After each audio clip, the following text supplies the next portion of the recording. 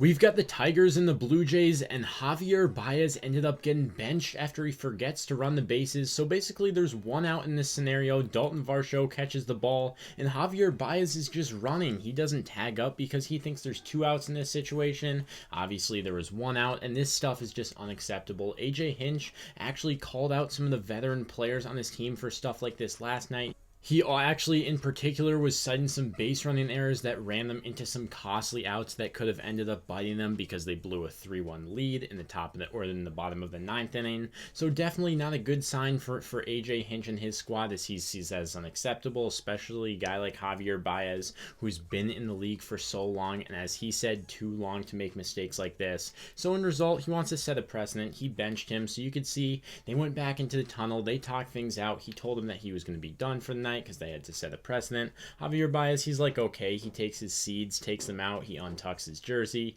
he's going to hit the showers early, so definitely an embarrassing moment for Javier Baez. That's what you'd think, but you'd think the goal with AJ Hinch is just to set an example for especially the younger guys on this team, because as I mentioned, he's been talking about this, he's been getting on the players for this, and to still see no changes and have a base running error like Javier Baez did, that's just not a winning formula. AJ Hinch, he came from Houston, he did a lot of winning, and so far in Detroit, not so much, so he's trying to change the culture here in Detroit.